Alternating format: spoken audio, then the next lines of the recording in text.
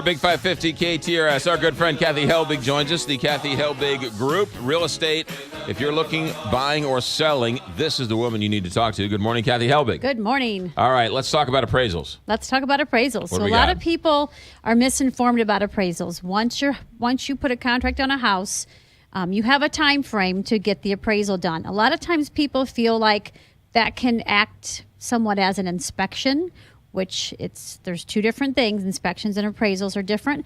Although some appraisals do have a mini inspection attached for like FHA loans and VA loans that have government backing, then those have to go through a criteria. Those appraisers have to make sure there's certain life left in the roof and the electrical is up to date and that type of thing before they're going to approve that house to be a government loan. Right. So that part is true, but it's really just a mini inspection. So you need to get a home inspection and an appraisal. And then a lot of people also think that the appraisal is the fail-safe for them to overbid on houses because that seller is going to have to come down and match the appraisal price when I do the appraisal. And although that is an option for the seller, it is not a requirement for the seller. So a lot of times people rush into it, spend the money on their inspections while they're waiting for the appraisal come back, and then all of a sudden it doesn't appraise and the seller says too bad. You know, your appraiser's off, or they can argue the appraisal or whatever. So you then have to decide if you are going to make up the difference or if you're going to walk away. So you've got time invested, emotion invested, and potentially money and inspections invested at that point.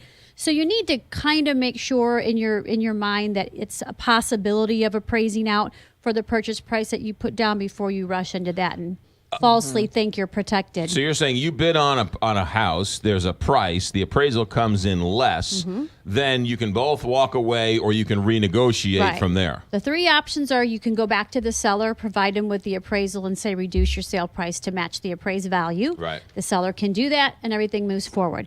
You can come back and say, hey, I want you to lower the price, and the seller says no, so then you can walk away and get your earnest money back. Right. Or you can say, I know there's just not comps for this house, but I know in my heart it's worth it. I've looked at every other house in St. Louis. There's nothing like it. So I'm willing to make up that, let's say, $5,000 difference.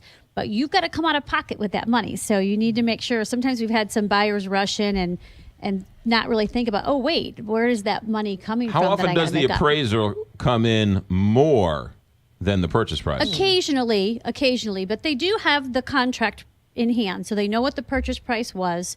And it does seem like, unless it's really, really undervalued, that it oftentimes will come in around the purchase price because they're taking comps and kind of justifying that contract. All right, let's talk about the other way. When the appraisal comes in below the purchase price, does the seller say, "Hey, that's too low. I can jack my price up"? No, because the seller doesn't get it. So it's the buyer's appraisal that the buyer is paying for, and he is privy to it, and the seller is not. So the only time that the seller knows what the appraised value is on their home is if it comes in undervalue, and then we have to present that to the seller and make the argument to lower the price.